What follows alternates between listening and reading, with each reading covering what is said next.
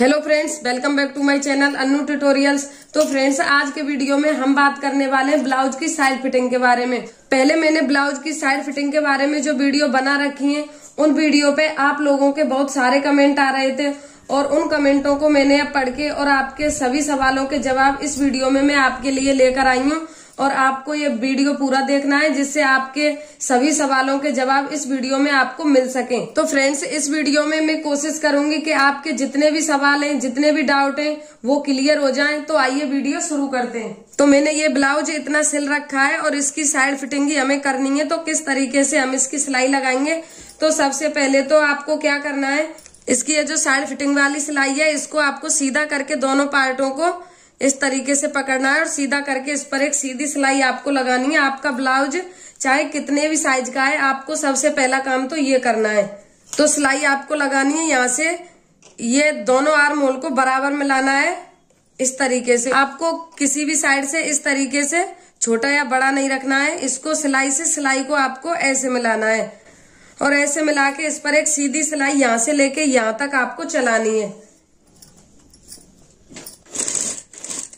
दोनों पार्टों को बराबर करते हुए आपको सिलाई को चलाना है और सिलाई को एकदम सीधा रखना है। आर्म होल की सिलाई को दोनों को बराबर मिलाना है इस तरीके से और बराबर मिलाकर इस पर सिलाई को आपको चलाना है और यहाँ पे सिलाई को लॉक करना है।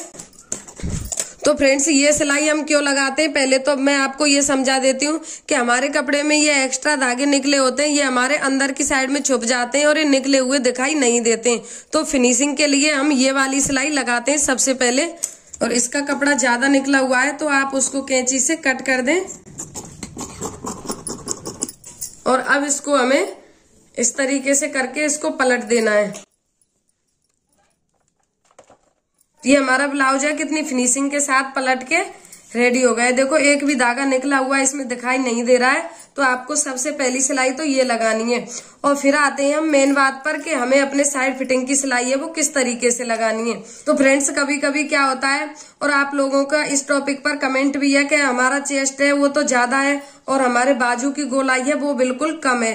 तो हम अपनी सिलाई कैसे लगाएं जिससे हमारी ब्लाउज में यहाँ पे आर्म होल की सिलाई पर झोल नहीं आए और हमारी सिलाई है वो भी एकदम परफेक्ट तरीके से लग जाए। तो आपको क्या करना है, तो सबसे पहले तो आपको यहाँ पे निशान लगाना है। आपकी कमर का नाप कितना है और यहाँ पे चेस्ट का नाप कितना है और बाजू की गोलाई का नाप कितना है, तीनों नापों के आपको यहाँ पे निशान लगाने हैं। तो पहले तो मैं आपको इस ब्लाउज के हिसाब से निशान लगा के बता देती हूँ, फिर आपके जितने भी कमेंट हैं उनके हिसाब से मैं आपको निशान लगा के बताऊंगी। इस ब्लाउज की कमर है वो 31 इंच है, तो हम 31 इंच का 4 पार्ट करेंगे तो वो यहाँ पे 7.25 आएगा। तो हम 7.25 का यहाँ पे निशान लगा देंगे। तो आपके ब्लाउज की कमर जितनी भी है, आप चौथा हिस्सा करके यहाँ पे उसका निशान लगा दें। और फिर आते हैं हम अपने चेस्ट पर। तो चेस्ट का जितना भी नाप है उसका भी आपको चौथाई भाग करना है और यहाँ पे निशान लगाना है। तो इस पट्टी को छोड़ेंगे, हमारी ये जो आई वाली पट्टी है इसको हम यहाँ पे ऐसे छोड़ देंगे और यहाँ से हम इंच टेप को रखेंगे यहाँ से और फिर हम निशान लगाएंगे। तो देखो, इसका जो चेस्ट है वो 36 इंच है, तो हम यहाँ पे 9 इंच का निशान लगाएंगे। और इसकी बाजू की गोलाई है वो है यहाँ पे 7 इंच, तो हम 7 इंच का निशान यहाँ पे लगा देंगे। तो देखो, ये तो सिंपल सी बात है। इस ब्लाउज की सिलाई तो एकदम साइड फिटिंग की है, वो सीधी आने वाली है।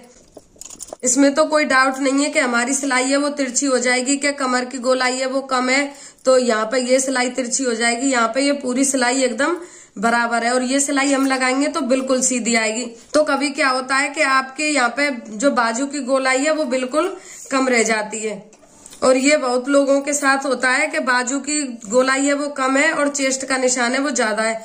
तो हम इसी चेस्ट के निशान से बाजू की गोलाई कम करके निशान लगा के मैं आपको बताती हूँ। तो जैसे मान लो आपके बाजू की गोलाई की नाप है वो 6 इंच है, तो 6 इंच आपका यहाँ पे आ रहा है, तो आपकी सिलाई है वो इस तरीके से तिरछी हो जाएगी।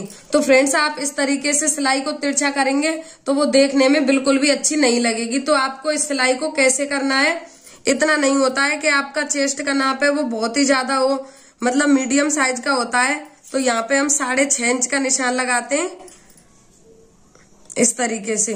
तो 6.5 इंच का लगाएंगे तो हल्की सी यहाँ पे तिरछी हो जाएगी, इतना तो चलता है। जैसे साइड फिटिंग की सिलाई है वो इतनी तिरछी हो जाती है तो उसमें कोई दिक्कत नहीं है, इतना तो चल जाता है। आपको इस पर ज्यादा ध्यान नहीं देना है कि सिलाई सीधी क्यों नहीं आ रही है, आपको ध्यान देना है कि आपकी फिटिंग सही आ रही है कि नहीं आ रही है। आप इस सिलाई को लगा के पहले आप ब्लाउज को पहन कर देख ले, अगर आपकी जो फिटिंग है ब्लाउज की वो परफेक्ट है तो आप इस सिलाई को इस तरीके से तिरछा कर दें।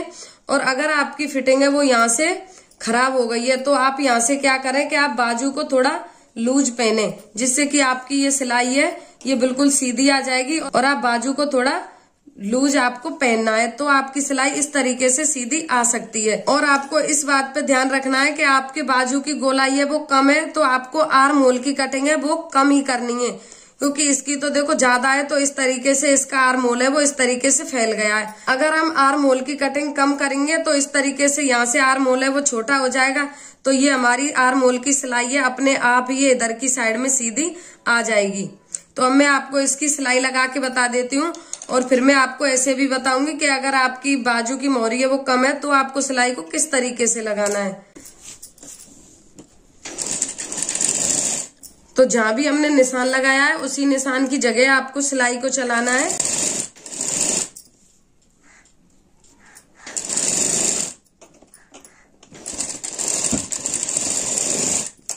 तो देखो इसकी सिलाई है वो एकदम सीधी है, कहीं से तिरछी नहीं है, बिल्कुल सीधी है यहाँ से लेके यहाँ तक। और जैसे मान लो कि आप पे सिलाई है ये बिल्कुल सीधी नहीं लग रही है तो आपको क्या करना है, आपको यहाँ पे बाजू की गोलाई का नाप करना है कि आपकी बाजू की गोलाई है वो कितनी है और आप उसका निशान लगा लें कि आपकी बाजू की गोलाई वो 6.5 इंच है। तो आप 6.5 इंच का यहाँ पे निशान लगा के और इस सिलाई को तो आप पहले सीधा लगा दें।